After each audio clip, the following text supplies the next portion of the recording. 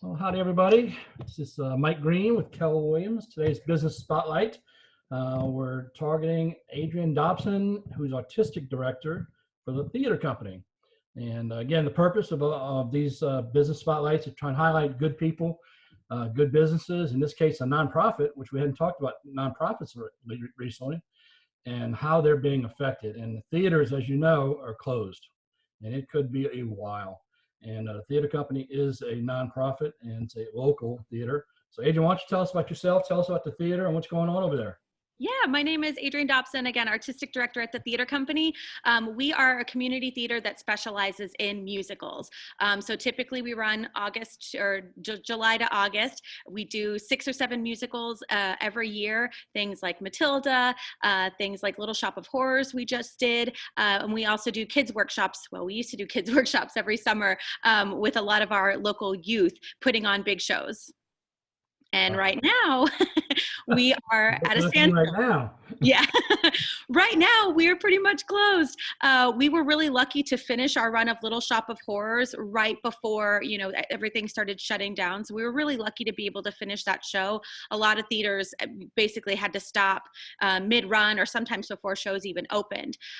So the next show that was scheduled for us is A Wonderful Story of Tuck Everlasting. We held online auditions and had 60 plus people audition, and we put together a cast, but that cast has yet to meet in person. So they have been learning music and learning choreography online via Zoom and videos, and it's been crazy. The show that was supposed to follow that is this great new show called It Should Have Been You. That show is a much smaller show, only 13 people, no ensemble. So in order to not get too far behind, we went ahead and got that show cast as well. So that we're rehearsing 2 shows at once. So one cast is working on music, the other one's working on dancing, so that our hope is that when we are able to open and have some form of audience in the theater, that these shows are ready to go. We can get these people together as soon as possible, throw up some real cheap sets and put on a show for our community. You guys are so creative. It's unbelievable. I just assume you guys are shut down over there and we're doing nothing. I get really nervous when I have thousands of actors and musicians out of work with no way to express themselves. So I'm glad you guys are keeping them busy, even if it's through Zoom. It's crazy to practice a play through Zoom. It's wild. So good for you. When do you think you guys might reopen? Any idea at all? It's hard to say. When everything first started, we thought we just would push back a month, push back 2 months. We are, looking optimistically at the end of June. That would be great if we could put up a show at the end of June. But the reality is it kind of depends on what our reopening guidelines are and what our capacity is allowed to be. Because, we can socially distance our actors and put musicians on stage. But, we have, and I'm sitting here in our audience, our capacity is normally 220. Right. We obviously can't have 220 people in here. So we're looking at what the costs are if we have a 30%, 40%, 50% capacity, because when you do a musical, you have to pay a lot of money to purchase the rights to perform that musical. And there is this equation where, we have to have a certain number of audience members in our space in order to pay for the show. And that doesn't exist at 30%. So we have to kind of wait until we can put enough people in here safely to be able to afford to even put on the show. And then you take into consideration, we have, hundreds of season ticket holders who've already paid for their tickets. We got to get them seats in here too before we can even think about selling additional tickets to help pay for the show itself. So what are you guys doing for funds now? I mean, I know I used to be on the board, in full disclosure. Yeah. But I know the budget for these theaters is tough, man. And so if you're doing 7 shows a year and you miss 2, that's a big hit. Potentially miss 2. Hopefully you can make it up. Have you guys doing anything to raise any funds in the meantime? We absolutely are. Yeah, hopefully everything is just pushed back. But in the meantime, our costumers, led by one of our head costumers and board members, Susan Hardy, she's our new treasurer, we're making masks. We're making amazing masks with all sorts of different patterns. Mike, you're familiar with the fabric room that's upstairs at the theater company that has just, years of fabric that's just been sitting there.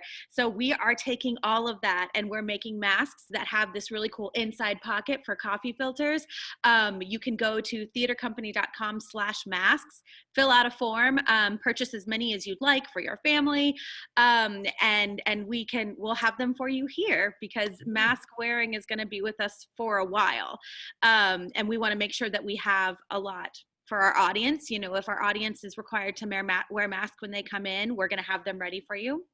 In addition, we are working on some online kind of performance venues. We're trying to figure out how to kind of pull our people together, because like you said, all these artists and musicians and actors are just, they're struggling not being able to share and perform and do what they love.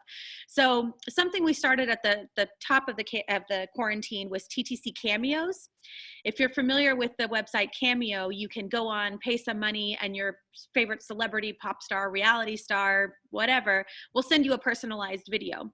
So we've asked our audience to, hashtag TTC Cameo, and request a song, a performance from one of our theater company actors, current, past, whatever. I'm trying to track them down. Those are still trickling in, depending on everyone's flexibility. The other thing, a couple things are happening. We are working on some sort of show tunes gatherings that might be every week. We're working out, how we can do something like that and share music without having to pay royalties. Because again, when you do a musical, you have to pay for it. So we have to figure out how to bring our artists together without paying for it. One more thing that's happening is you should look up TTC Diva Dads. If you saw our production of Mamma Mia, if the plot is about these three guys that are potentially the father of the lead woman's daughter. These three dads that played dads in our version, so Dana Martin, Rodney Bettis, and Mike Kilgore, just hit it off, became really close. They had been meeting weekly on Zoom just to hang out, catch up, stay connected. So we have taken their weekly gathering into a theater company based event where it's a weekly web series where we talk about, our involvement in the theater, and then we interview a various person connected to the theater. So right now we're doing some current people that are here. Last week we interviewed Carrie and Brandon Kempf, who are performers and musicians here. This week we're interviewing Roger Pine, who, like you, is a former board president, and also theater company actor. And we're going to keep going and try to connect people from all over, because the theater company, as you know, yes, it's local to Bryan College Station, but our people are spread out, across the world, and still performing and doing amazing things. And we want to try to connect them all and remind everybody that we're still here, we're still going and creating art. What's the best way to keep track of what's going on over there? Yeah, we're on Facebook as The Theater Company. We're on Instagram as Theater Company BCS. You can also subscribe to our email list by going to theatercompany.com with RE. We'll kind of keep you updated on what's going on, when we're opening, when auditions are, but specifically Facebook and Instagram, we're trying to keep people informed of how rehearsals are going. So we're posting some videos of what's going on. There's a lot of pictures of the different masks we have available. I got a great one of my dad yesterday because he got his mask. So we're trying to keep people updated and informed on what we're doing, that we're still here. Don't forget about us, because we are just going to keep working until we're able to open. Congratulations. I love what you guys are doing. You're so creative. And it's just not the theater company. We've also got Troupe out there. Stage Centers out there, Unity Theater, episode of Theater Alliance. There's amazing theater in this area. Yeah, so there's amazing theater in this area, but we need to support it. And now is a great time to reach down in your pockets and support your favorite theater. These guys work really, really hard. They don't get paid, and we need to see these guys stay in business. So this is a great opportunity to dig down in your pocket and help them out a little bit, even if it's just a mask. And I'm sure they're very creative masks as opposed to the white thing that I wear. No, we've got some great types of masks. Right, there's one more Pokemon left. If you want the last Pokemon one, I can save it for you. No, I'm good. Thank you. Just 30 seconds on real estate real quick. I showed 3 different couples' houses this weekend. It's busy. Let's talk about safety. If you're a buyer, when you're going to somebody's house, we do require everybody to wear masks now. And we ask them to put their hands in their pockets, and a realtor will open all the doors and things like that. And the biggest thing is get in and get out. Again, you're going into somebody else's house. So we don't want to touch anything. We want to protect their safety. We want to protect your safety as well. When you finish, go outside with your realtor and talk in the parking lot or in the front yard. If you're a seller, it's great if you turn on all the lights and open all the doors before we get there. That way we don't have to touch anything. And we can get in and out of your house in 5 or 10 minutes, and it's safe on both sides. So we're really worried about safety. We're making sure nobody has temperatures or anything like that. But if you want to sell your house, you do need to let somebody go inside for the most part. So again, real estate's very busy. If I can help you, let me know. Thank you, Miss Adrienne. You guys Thank hang you in so there. much. Good to I'll come see get a you. mask. Okay, great. Bye.